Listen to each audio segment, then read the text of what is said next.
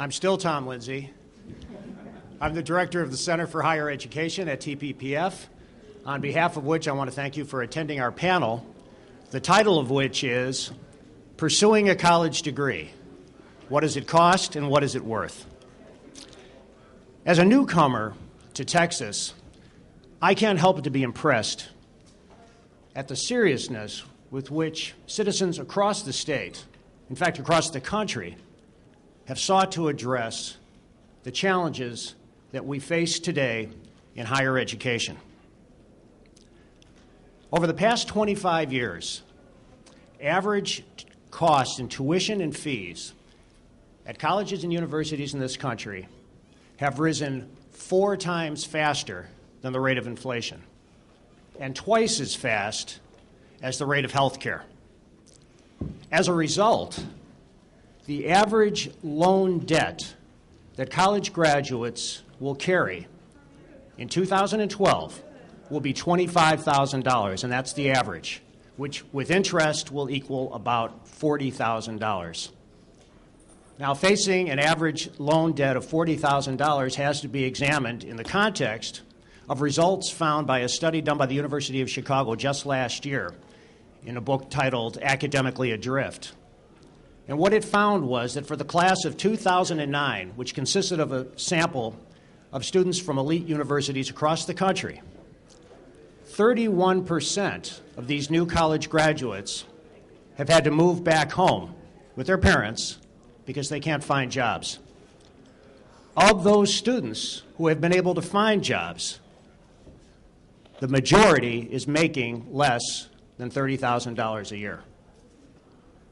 Even worse, the same study found that 36% of today's college students score insignificant increases in their critical thinking capacities after 4 years of college. The question, then, that we'll try to address this morning is what can we do to ensure our children's and our grandchildren's viability in our ever more competitive global marketplace. To address these questions, we're very fortunate to have 4 individuals who have been working on these questions for a number of years. To my immediate right, Dr. Richard Vedder, professor of economics at Ohio University and director of the Center for College Affordability and Productivity.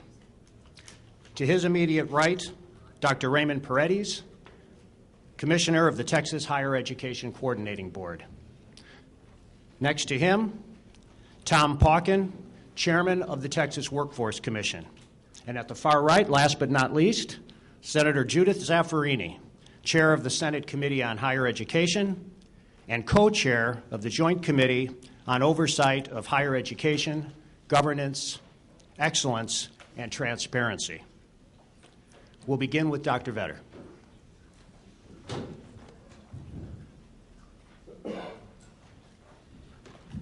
Thank you. I'm delighted to be here today, but I will dispense with the usual joke because I've been given precisely 480 seconds to make 3 important points, which means I'm going to speak at 160 SPP, or seconds per point. The 3 points, this is West Virginia PowerPoint, by the way. The 3 points are, first, college is becoming vastly more expensive, and the arguments used by the higher education establishment to explain that are fundamentally flawed.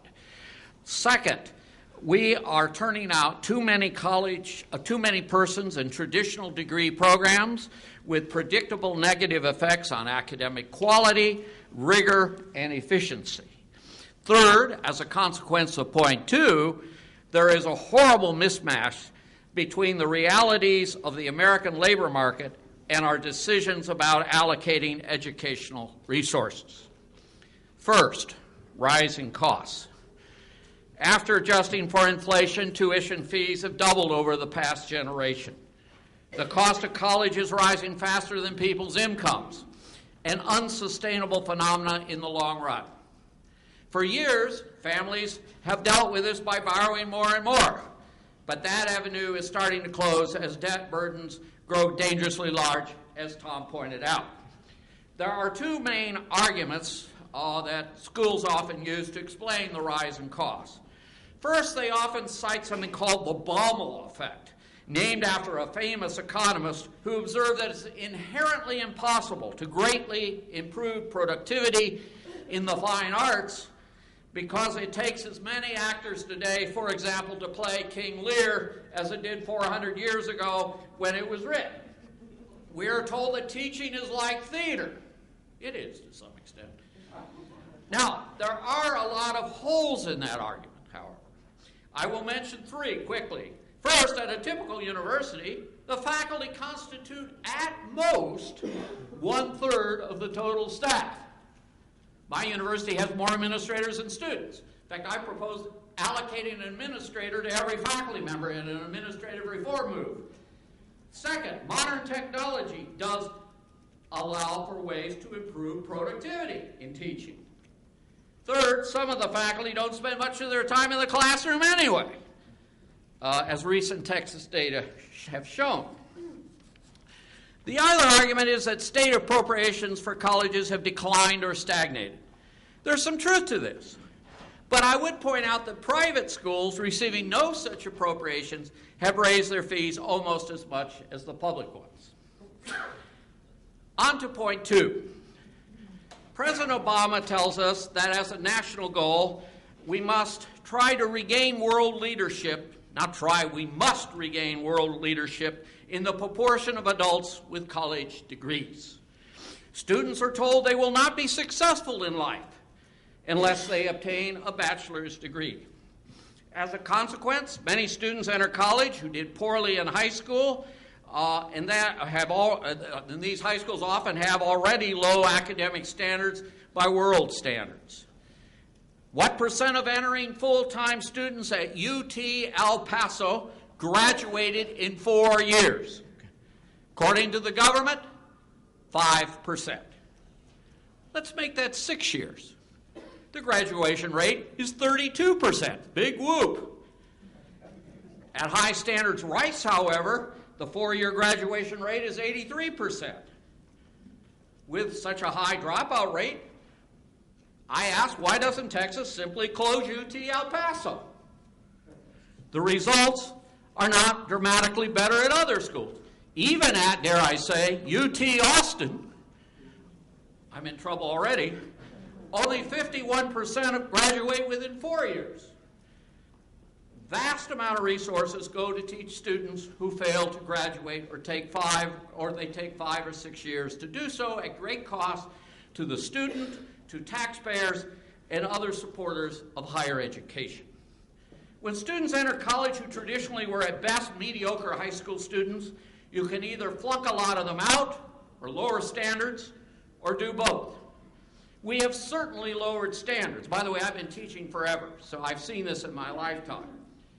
National data show that around 1960, the average grade was somewhere between a B- and C+. Today, it's somewhere between a B+ and B. Yet other data show that students spend fewer hours studying, reading, attending class, and so forth than they did 50 years ago. They get higher grades for less work. We have simply lowered standards, and let's take our education schools. In our education schools, the lowering of standards is scandalous, which bodes poorly for the training of our own children and grandchildren. For example, are you aware that the typical grade earned in elementary education courses at the University of Houston was either A or A-? And no grades, not one grade, was given below B last year. Now, Senator, why aren't you investigating this? Why isn't the legislature investigating this? Do you truly believe that most elementary education majors are doing truly extraordinary, high-quality work and no one is doing poorly? If so, why aren't the students they instruct doing even better or even decently on international tests? Third, the mismatch with the job market.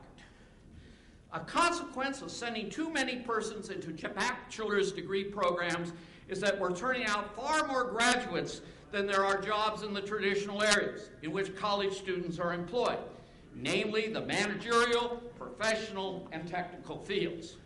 Department of Labor data suggests we now have 1 in 3 college graduates working in jobs that they say could be filled with far less education. We have 19,000 parking lot attendants, 80,000 bartenders, and 105,000 janitors with bachelor's degrees in this country.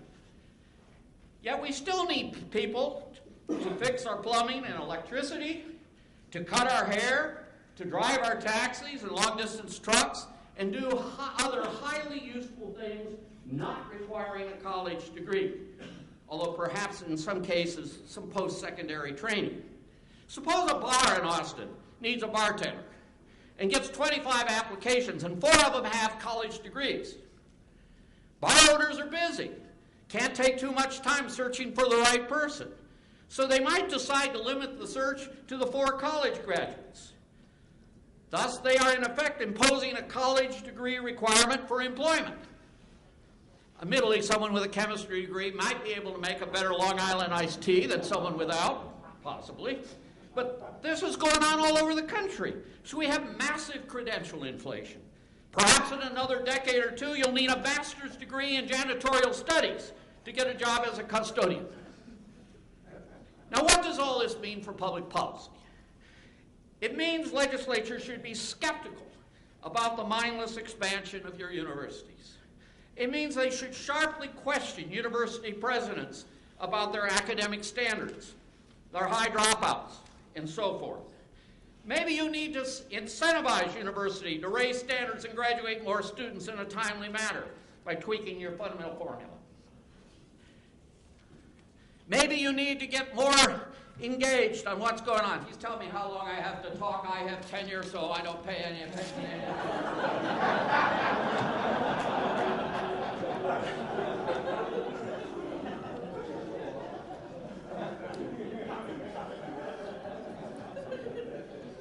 On that light note, I should sit down. I'm only 1 more sentence to go, by the way. The timing's impeccable. I need to get more, you, the legislature and others, need to get more engaged on what is going on in your universities and demand more information and funding, and tie funding to performance. Thank you very much.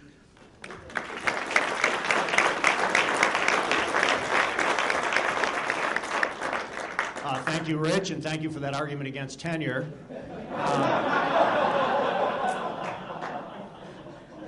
Next, we have Dr. Paredes.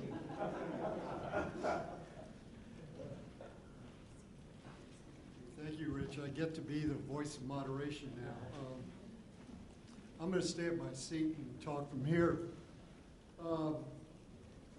Professor Vetter has identified some very clear challenges and problems that we have in higher education. We've talked about every one of the issues that he referred to in his comments. And I'll talk about some of the things we're trying to do in Texas to address the issues he identified as being critical. But let me begin by saying this. College in this country is still worth it. There is plenty of evidence to demonstrate that. We know, for example, as I think most people in this room know, that unemployment rates are much lower for college graduates than they are for those who do not hold college degrees. And we also know that unemployment rates are much lower for the individuals who have the highest levels of education. For example, we know that individuals with advanced degrees have lower unemployment rates than those with simply baccalaureate degrees or associate's degrees. And the difference is dramatic. We also know that one of the most significant growing income gaps in this country is not simply between those who have some sort of college credential and those who do not. But the largest income gap that's growing in this country is between individuals who hold advanced degrees and those who only hold baccalaureate degrees. That's important to know. We know that, it is quite true, for example, as Professor Vetter pointed out, that there are a lot of skilled trades that pay better than, say, an associate's degree or baccalaureate degree do. And we need to make sure that students understand that. The point, however, is that most of these skilled trades, by and large, will require some form of post-secondary education. One of the things we've been saying emphatically in Texas is that we recognize the worth of all post-secondary credentials, certificates in skilled fields, associate's degrees, baccalaureate degrees, and beyond. And it's important to note that in our statewide initiative, Closing the Gaps, we count every one of those credentials as being of equal worth.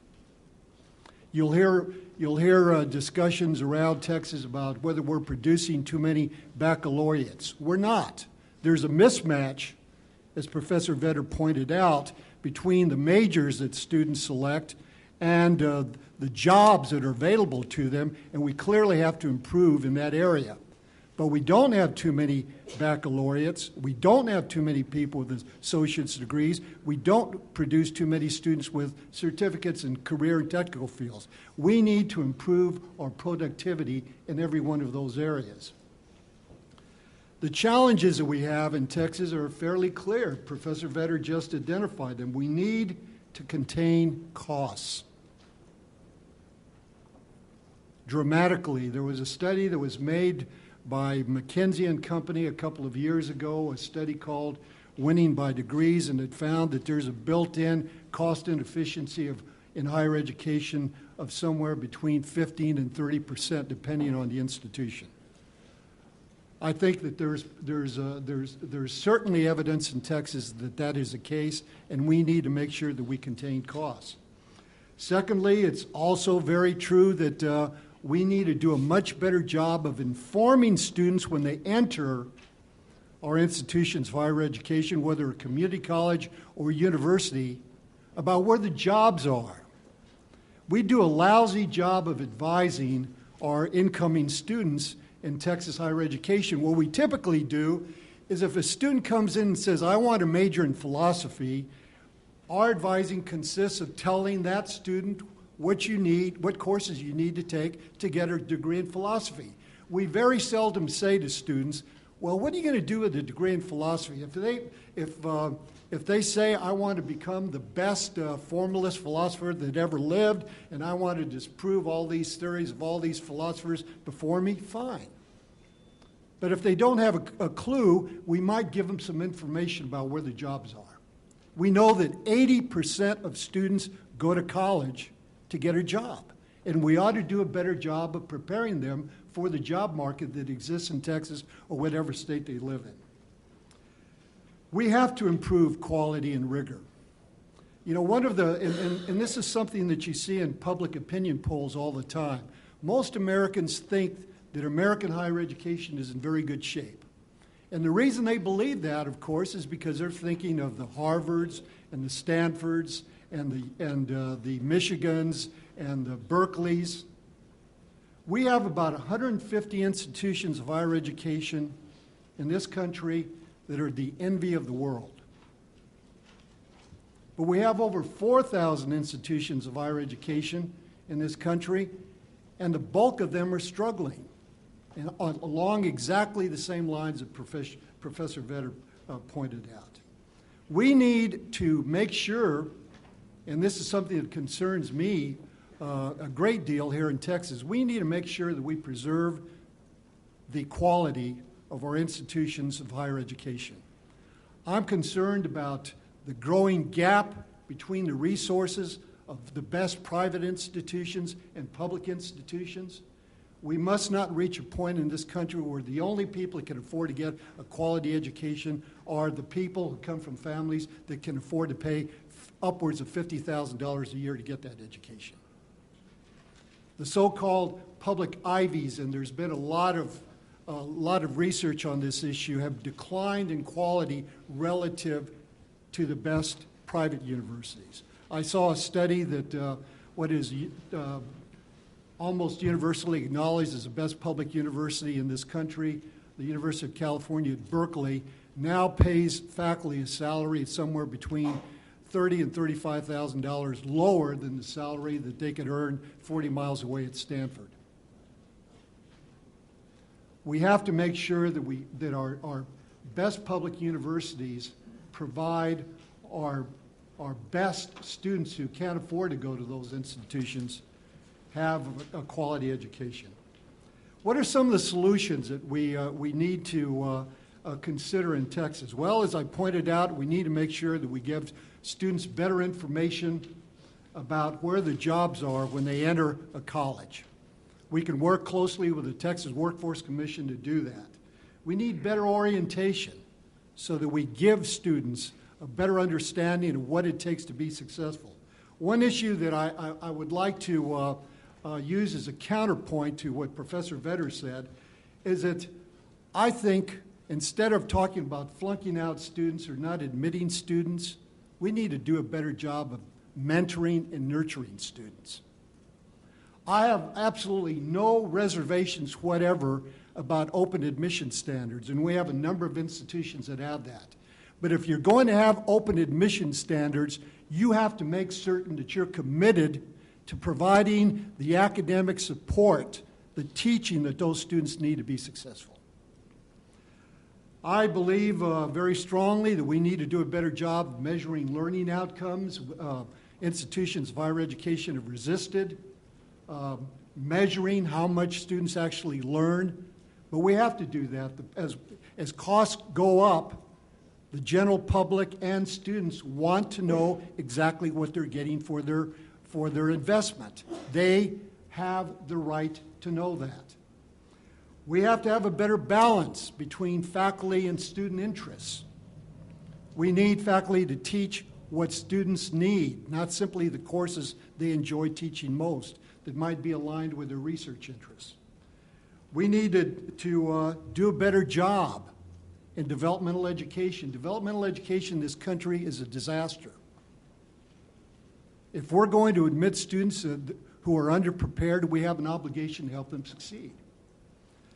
We need to do a better job of aligning universities with community colleges, so-called 2+2 strategies. Because the cost of going to universities in this country is increasing so dramatically, we need to make sure that students can go to a community college for 2 years at much lower cost, and if they want to go on for baccalaureate, they can transfer to universities without loss of applicable credit. Credits transferring from a community college to a university make no difference if you don't get credit towards a major. And finally, as many of you know, last session we promoted the idea of funding institutions of higher education based on results. Graduating students in key fields that drive the Texas economy. Graduating students who are deemed at risk. We're going to bring that recommendation forward again in this next legislative session, and we hope we will get it done. Thank you.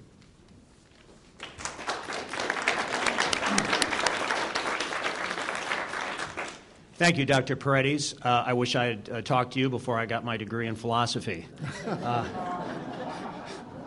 Next, Chairman Pauken.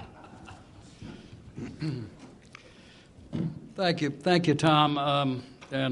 Commissioner Paredes reminded me, in making reference to University of California at Berkeley, of the warm welcome I received when I got back from Vietnam, having completed military service, and seeing a lot of UCal Berkeley students greet me at the San Francisco airport. It was a bit of a cultural shock, but I mention that because as I went back to Washington, D.C., first to Texas and then to Washington, D.C., I was appointed in 1970 to be a member of the National Advisory Council on Vocational Education. And back then, vocational and technical education was very strong in this country. And I mean, it was assumed at the secondary level, as well as post-secondary level, the strong need for vocational and technical opportunities, and that they were job creators. I guess one of the biggest shocks when I got here, when Governor Perry asked me to chair of the Texas Workforce Commission, I came in a few years ago, was this mindset that had developed that everybody had to go to a four-year university. If you look at No Child Left Behind, if you look at the Clinton administration, and with all due respect, George W. Bush and No Child Left Behind, implicit in it is this notion that everybody ought to go to a university.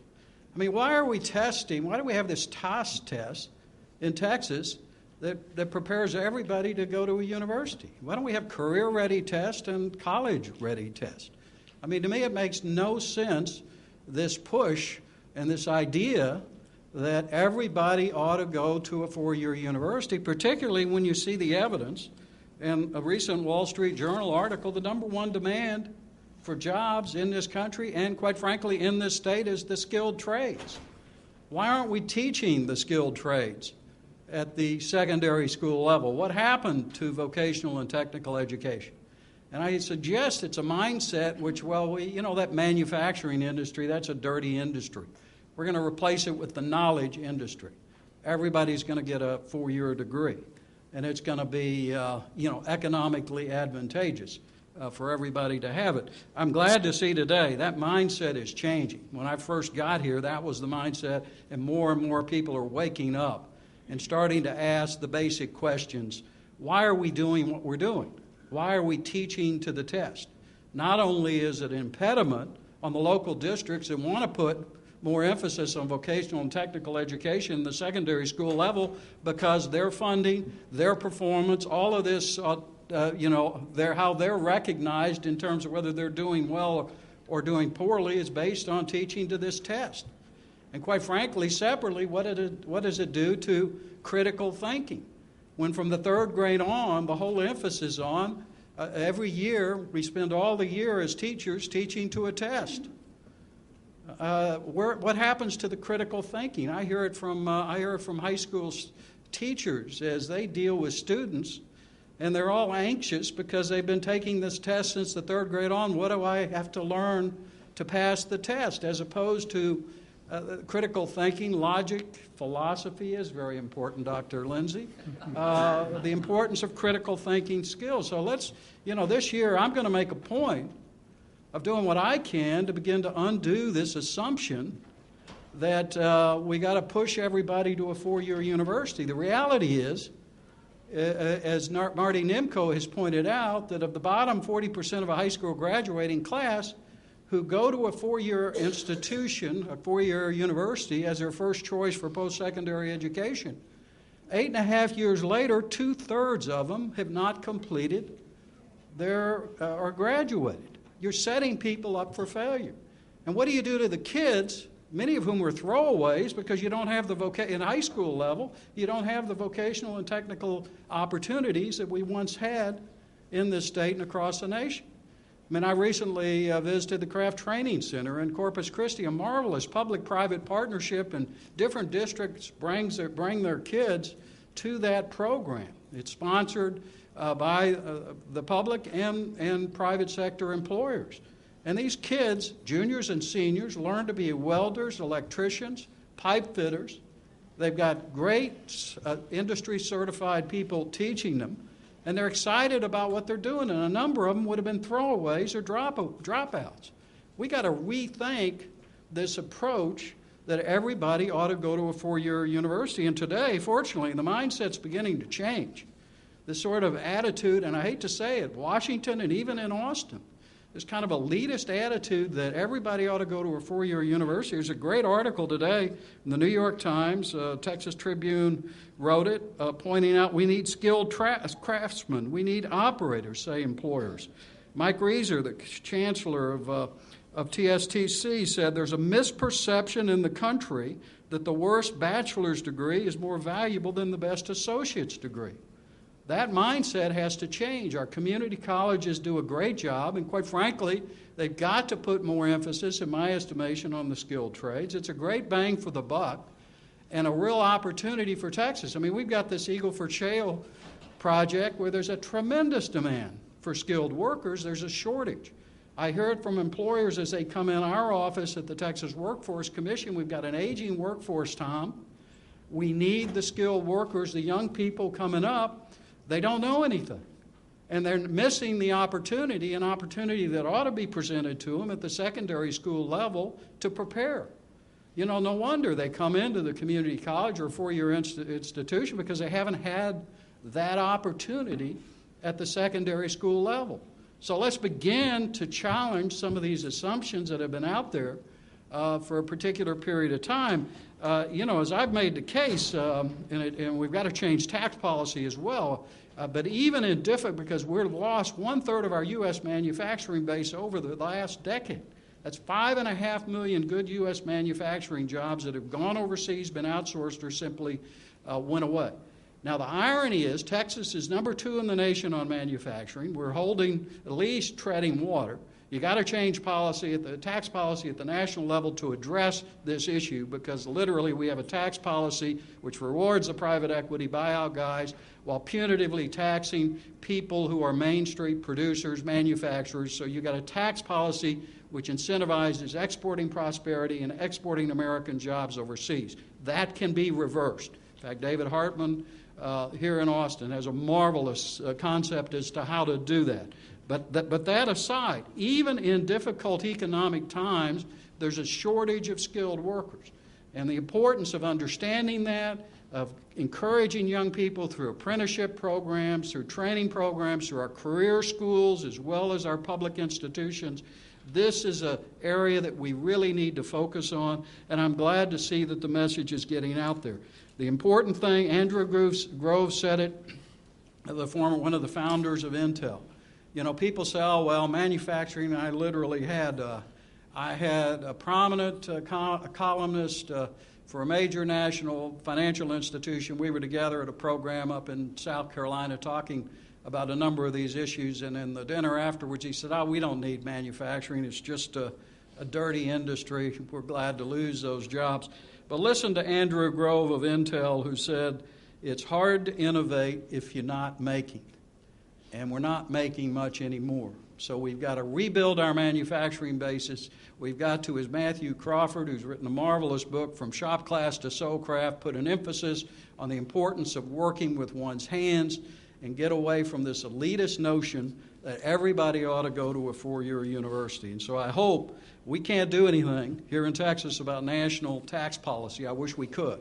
But we sure can do something about putting increased emphasis on opportunities for young people at the secondary school level to get vocational and technical education, to meet the demands for the skills, and to understand one size doesn't fit all, and not everybody should go to a four-year university. Let's change the way we think about education here in Texas and be the leader in the nation, just like we're the #1 place in America to do business, the leader in the nation in understanding that we have got to go in a different direction in terms of education policy, in terms of school finance policy, in terms of providing incentives and opportunities for vocational and technical education beginning at the secondary school level. Thank you.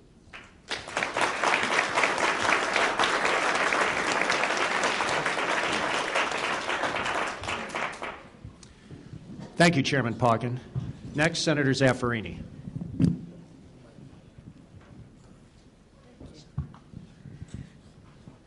Thank you so much, Dr. Lindsay, for such a warm and generous introduction of our group. And thank you all for the opportunity to be with you today to discuss higher education in general, specifically the costs and benefits of a college degree. When I was preparing for this morning's presentation, I asked a colleague from out of state, what advice do you have for me? What can I share as a member of the Texas Senate with the members of the Texas Public Policy Foundation and their guests? He said, you have to remember the rule of the 3 F's. And I said, and what is that? He said, the first F is for facts. You have to tell them facts or they'll think you're dumb.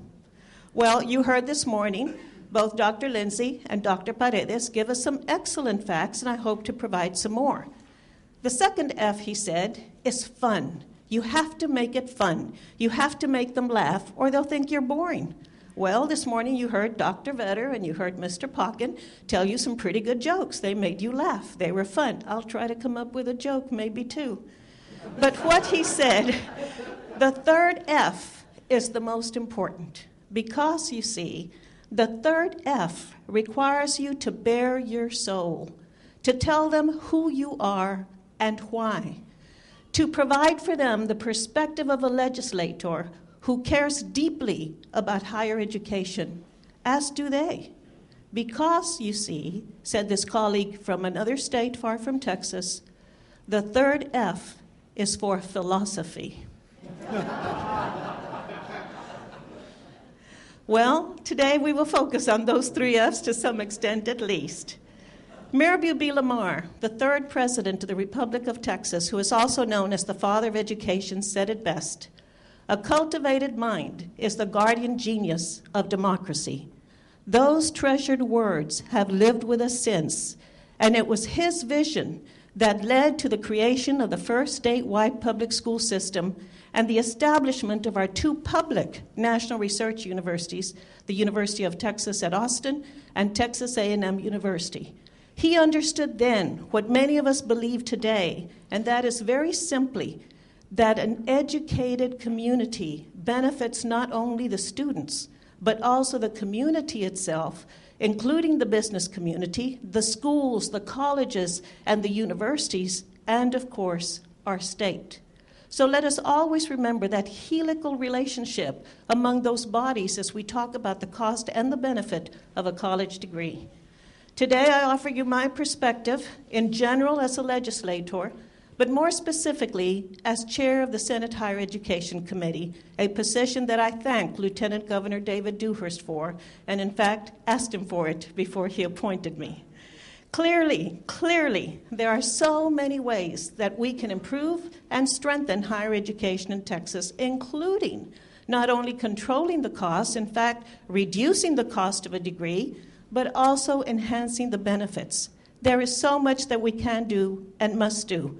Unfortunately, much to my chagrin, I must admit to you that one of the reasons that college degrees costs have increased for the students and their families in Texas is that we have reduced appropriations, and there is definitely a relationship. In fact, in 2011, the Texas legislature not only cut funding for academic and research programs, but also for special items, for financial aid, and a number of other very specific important programs. In 2009, we tried to pass legislation, and in fact, the Texas Senate unanimously passed my bill that tied the level of tuition to justified requests for appropriations and to the level of appropriations, at the same time requiring universities to reduce their costs by 5%. Unfortunately, the bill died in the House of Representatives. Our failed attempt was a response to legislation in 2003 that deregulated tuition, and that was a response to a $10 billion shortfall that made us realize that the Texas legislature would not fund higher education adequately, especially if we believed in excellence, and for that reason, the legislation transferred the authority for setting designated tuition from the legislature to the boards of regents. And of course, tuition has increased since.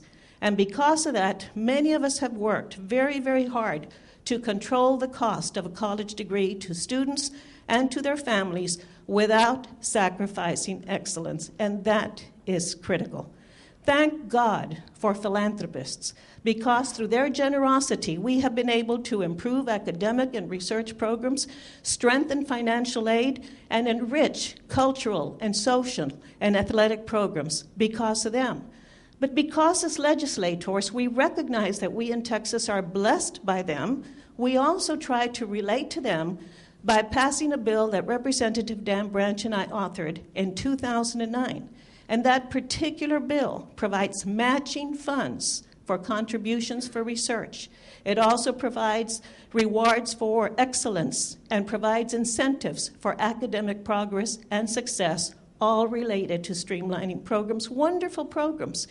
Because, you see, the Texas legislature believes very strongly in incentives as a tool.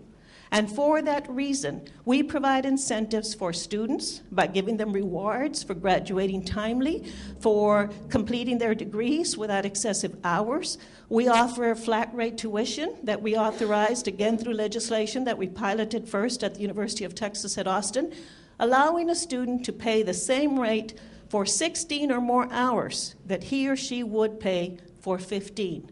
Again, encouraging the students to take a heavier load and to complete their degrees timely. The best way to reduce the cost of a degree is to complete a degree timely. We offer incentives such as the wonderful Be On Time program. How many of you have heard of Be On Time? Would you raise your hands? Quite a few, more than usual. And of course, it offers interest-free loans for students. And those who complete their degree timely with at least a B average and with no more than 6 excessive hours get the loan forgiven. What an incentive. Don't you think that's absolutely wonderful? I do. But especially we have to realize that just as students and the universities and the colleges and the schools and the communities and the state all have to interrelate and collaborate to control the costs, we all also reap the benefits of college education. The student obviously reaps many, many rewards. A better educated student qualifies for better paying jobs, has more career opportunities, has the opportunity to enjoy a better quality of life. There are many, many benefits to the individual and to his or her family. The communities, of course, benefit in countless ways. You know as well as I do that the statistics show that communities that report a lower level of higher education also report higher crime rates, higher poverty, higher unemployment, higher hunger rates, a less robust economy, and the inverse is true for those that report a higher educated population. At the same time, recognize and remember always that higher education is an economic driver. We have heard repeatedly that in the state of Texas, for every dollar we invest in higher education in general, we reap an economic multiplier of approximately $8.5. That's incredible. But specifically, at our 2 public national research universities, for every dollar we invest, we enjoy an economic multiplier of 18.5. That is incredible. As we talk about the costs and the benefits of higher education, let us always remember the importance of choices. Choices are important. What I wish for my family is what I wish for yours and for others. I want my son to have a choice in higher education, to have choices of jobs, choices of career opportunities, choices of ways to excel and to enjoy a quality of life. And I believe that that is imperative. But a higher education advocate in Texas recently said it better than I.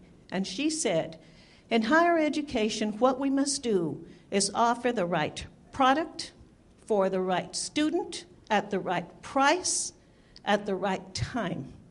Isn't that appropriate? What a wonderful way to say it. And I agree with her perspective. Choices are important. I certainly thank you for the opportunity to be with you today, and I hope that today we have opened new lines of communication. One of my favorite aphorisms is a dicho, hablando se entiende la gente. Through communication, we understand each other. And I hope that going forward, we can all be at the same tables as we talk about higher education in general and the cost and benefits of college degrees in particular. And that we will always remember those wonderful words, a cultivated mind is the guardian genius of democracy, indeed. My prayer for you is that the Lord will bless you and inspire you always to excel, especially as we address important issues such as higher education. And I always pray that going forward, He also will always inspire you to agree with my perspective. Thank you so much.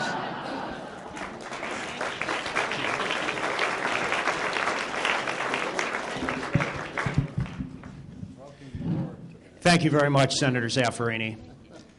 As I know all of you can tell, our 4 panelists, their differences notwithstanding, nonetheless have thought long and hard about the question of the challenges facing us in higher education today.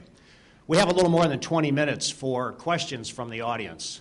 Who would like to begin? Yes, sir.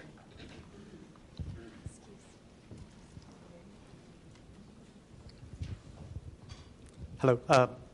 My name is Hector Rivero. I'm the president of the Texas Chemical Council. I want to first thank all the panelists for their service, the great service to the state. I appreciate all the work that y'all have done in your areas. I want to especially recognize Chairman Pauken for his comments because I feel that your comments really hit the nail right on the head as it relates to our industry.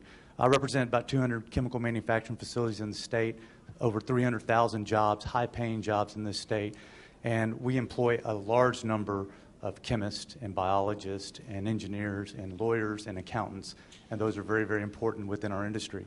But the biggest challenge facing our industry today is the lack of skilled workers in this state, and it's driving investment out of this state, and it's forcing our companies to bring people in from out of state. And my question is to the panel is what can the state of Texas do to continue having the high standards for higher education that we need so that we can have the best qualified engineers and doctors and lawyers, but at the same time give our students meaningful, diverse options in the education system so that they can fill these high-paying jobs that our workforce demands. Let me take the first shot at it if I can. I think you've got to look. Everybody knows incentives drive, whether it's financial incentives or test incentives, that incentives drive behavior on the part of the districts. And I think we have gone nuts on this teaching to a test with TAS, and you have got to address that issue, and the time to address it is right now. Why don't we do as one local superintendent said to me when I was saying we need more vocational and technical education in your area, Tom, we'd love to do it, but we got to teach to this one single test, and that's how we're measured. Why not have a college-ready test? It could be ACT, and those students take that, and a career-ready test, and allow greater emphasis at the secondary school level on vocational and technical education. It's very doable. Rather than spending nearly $500 million on some outside firm that's doing very well with a single test, I think we've got to go back to the basics. And somehow we moved in a certain direction with good intentions a long time ago, but I think it's time to challenge those assumptions and to literally seeing these kids who otherwise would be throwaways and dropouts get a terrific education as they learn their craft. And then they also understand the importance of math and other skills that maybe they hadn't paid attention to, and so they do better in their other class performance. Let's expand the opportunities for young people who want to work with their hands to go into the vocational and technical fields. I just saw, for example, in this article today in the New York Times, a major chemical manufacturer spending a lot of money with Brazosport Community College, and that's terrific. But let's begin in the high school level and really encourage vocational and technical education. And we can be very creative because, public-private partnerships are out there because the demand for the companies is there and the opportunities for young people are there. And I can just tell you, seeing some of these kids go through these vocational technical programs who are learning to be skilled tradesmen, you can see the excitement on their face, and they feel very good about themselves and about what they're doing. And guess what? Like one young man, single family, headed towards being a dropout in college, went through this training center studying to be a welder. He's now making $1,700 a week, and he's got an industry certified program or certificate that he can take anywhere with him to get a job. So this is, to me, exciting. This is what we need to emphasize going forward. Dr. Paredes? Let me try to take a different slant on this issue. As I said in my remarks, I strongly support the notion that we need to produce more skilled workers. I've met with the Texas Association of Manufacturers, and we're working on doing things to improve that. But here's the issue. I worry when we talk when we say we're emphasizing baccalaureate education too much, when the fact of the matter is, depending on the survey you look at, Texas is somewhere between 45th and 50th in the number of baccalaureates it produces relative to the size of the population. So if we're emphasizing that, we're certainly not doing a very good job of fulfilling this stated mission. That's number one. As I said, what we need, instead of posing one mode of training against another, saying, do we emphasize career and technical education more than we emphasize baccalaureates. What we need to say is we need to make improvement in both areas. Secondly, this idea of going to universities as opposed to community colleges is also a myth. 70% of the students who go on to higher education in Texas start off in community colleges, and that percentage is growing. So there is ample opportunity for students to get training, career, and technical education. The real problem in Texas is we're not preparing students very well for either track, either for an academic or career and technical education track. We need to make sure that students coming out of high school have a strong academic foundation across the board. And we should make sure that we build on that solid academic foundation career choices that can lead them either to academics or to these skilled jobs that we've heard so much about. The problem is, once again, we need to improve K through 12 education so that students are well prepared to succeed in either sector. Finally, let me make a point about, to give you an idea of where the real issue is. We have plenty, everybody talks about the fact that we don't have enough computer scientists, we don't have enough engineers in Texas. Here's a fact. If all the students who declare a STEM field, science, technology, engineering, math as a major, when they enter one of our institutions of higher education, actually graduated, we'd have a surplus of people in those fields. But only about 19% of people who declare STEM as a major actually graduate in those areas. Same thing applies to the certificated fields. Our 3-year completion rate for a 2-year certification program in Texas, 3-year for a 2-year program, is under 30%. We need to improve performance in every area of education, technical, academic, blended. Senator Zaffirini. Thank you, Dr. Lindsay. Well, they certainly did provide you some facts, didn't they? So you see how smart they are. Now I'll try to tell you a little bit about the philosophy of the Higher Education Committee in the Texas Senate. And basically, our philosophy is based on choices.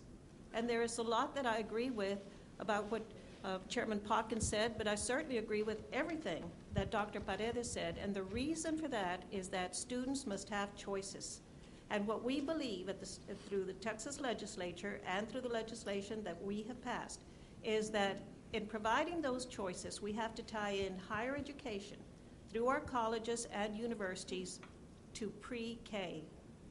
And that is why we have the pre-K through 16 and beyond initiative, because we must work with educators and families and communities to ensure that we address educational needs at all levels so that all students can have choices. What are we doing in terms of the Texas legislative effort? Well, one of the things we are doing is ensuring that we have a Texas Workforce Commission. And that's where Chairman Potkins and his colleagues has done a lot of work. And basically, they work with our community colleges. And remember that community colleges have a very important academic function, but that they have a 5-fold mission. And their mission includes vocational, occupational, and technical training. So we are not overlooking those needs. In fact, we believe that it is the job of the Texas Workforce Commission and the community colleges to work with the communities to help ensure that we have those skilled workers. We go back to what I said at the end of my comments.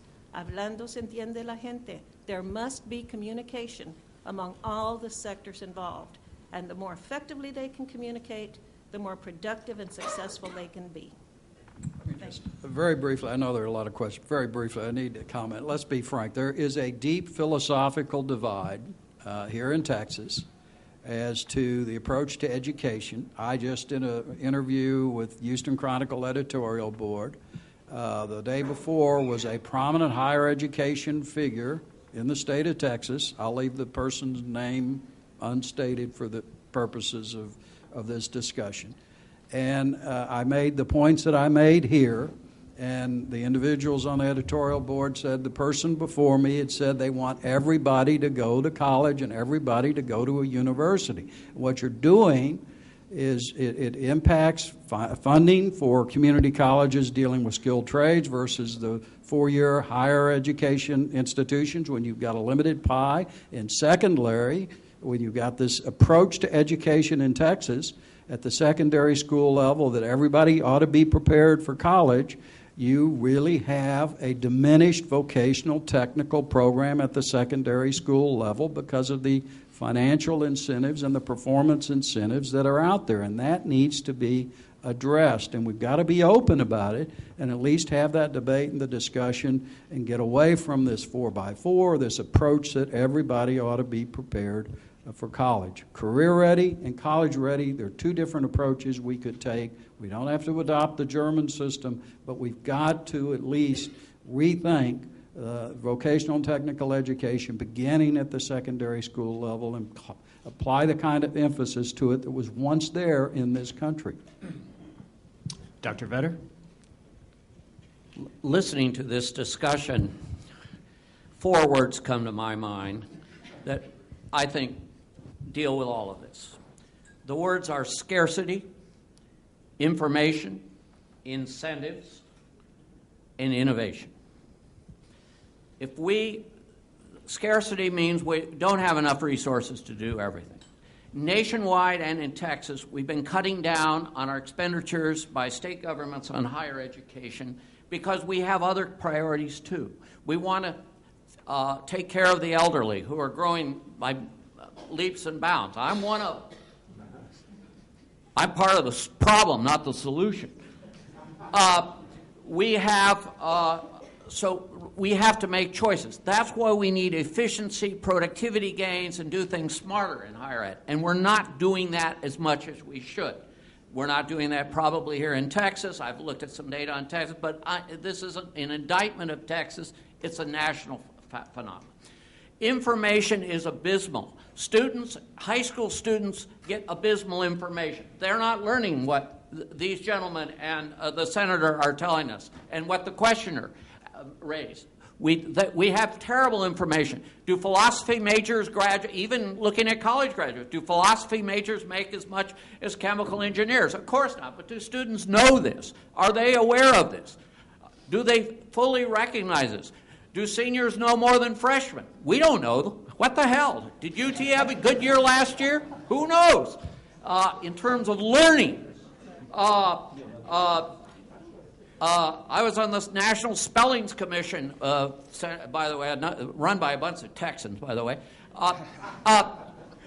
Charlie Miller, Texan, former UT Regents chaired it, and so forth. And that was the key word, information. Incentives. Commissioner Hawkins, or whatever, I don't know what your title is, Pure Hawkins.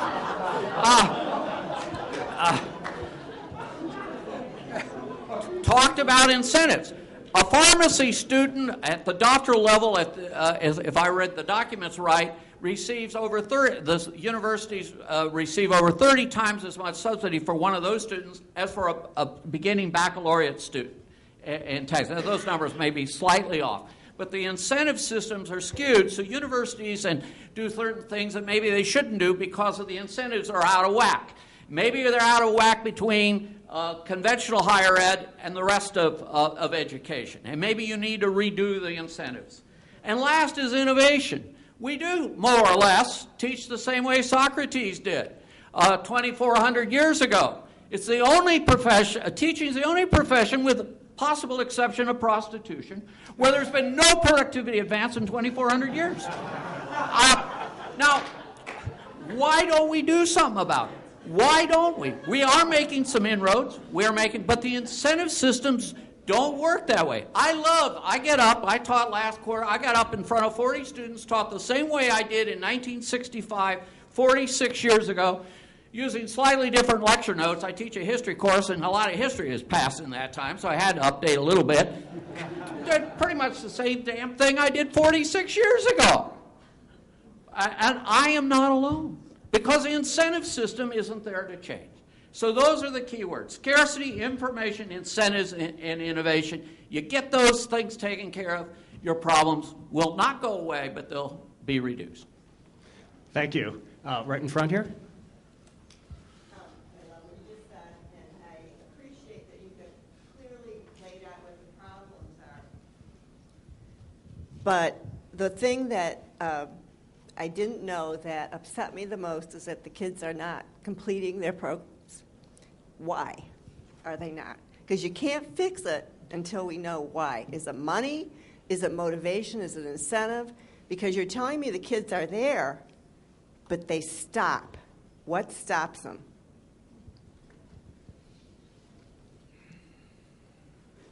The most significant issue is that there's a huge disjuncture between higher education and public education. There was a very telling study that was done about 7 or 8 years ago in which high school teachers were asked how well they prepared students to go to college, any form of college, community college, universities, career, technical education, or academic. And then they asked faculty in community colleges and universities the same question, how well the high schools were doing in preparing students to go to college. High school teachers responded about a rate of about 77% that we do an excellent job of preparing students to go on to post-secondary education. The same question asked of university and college faculty was less than 20% believed that. The levels of expectation in public education and higher education are very different. The first thing we have to do is we have to get the two sectors working together more effectively. We have to produce better teachers in higher education. We have to attract more capable students into higher education. And we have to work with public education to get students better prepared. The most cost-efficient thing we can do in higher education is work more closely with K through 12.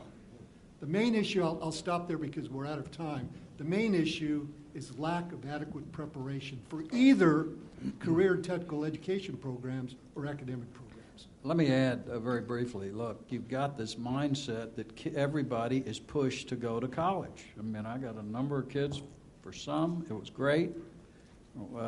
Others, they get in and they realize it's not for them, or they're pushed and they never should have been pushed in that direction in the first place because the attitude about the skilled trades is somehow viewed as a second class, being a second class citizen, even though the job pay is a heck of a lot better than the job pay for those getting a 4-year kind of a general education degree. So I think this sort of push, and sometimes it's from the parents. I mean, we've seen it. There's a program over in Athens, medical manufacturing program, where they have both the classroom work and they're working on machinery. And one of the part of the resistance were the parents, are you pushing my kid into vocational technical education? But they get college credit, and they can get college credit for skilled trades or for a 4-year degree. And after the parents realized what it was, they said, this is great. And the kids love it. So I just think that's part of the problem is the mindset. No Child Left Behind means everybody should be pushed to go to a 4-year university, and it isn't working. Yes, sir. John, I've got 7 charter schools.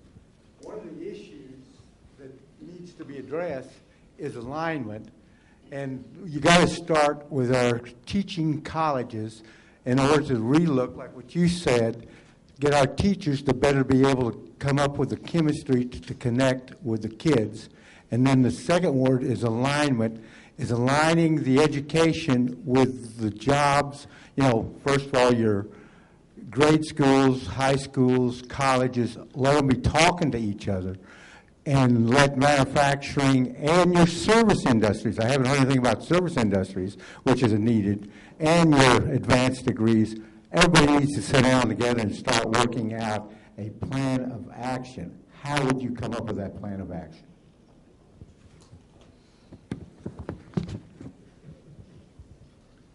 We have a statewide P16 council that has taken a look at exactly that issue, how we align the entire public education pipeline more closely with workforce needs and the adequate levels of preparation and training that students need. We had a meeting this past Wednesday, and we had a long exchange with representatives from the business sector We talked about developing internships, paid internships that offer academic credit. I think there's a lot of potential there. We need to have universities and colleges work more closely with the Texas Workforce Commission. I know that the Workforce Commission has all these materials that inform students about their career choices and where the jobs are. And I also know that those materials are underutilized by institutions of higher education. We have to fix that problem. We have to, as I said in my remarks, all through the educational system, we have to give students a better understanding of what the job market is like and where the jobs are and what level of skills are needed, and give students the kinds of options that Senator Zaffarini talked about. I'm afraid we've run out of time. Please join me in thanking our panelists.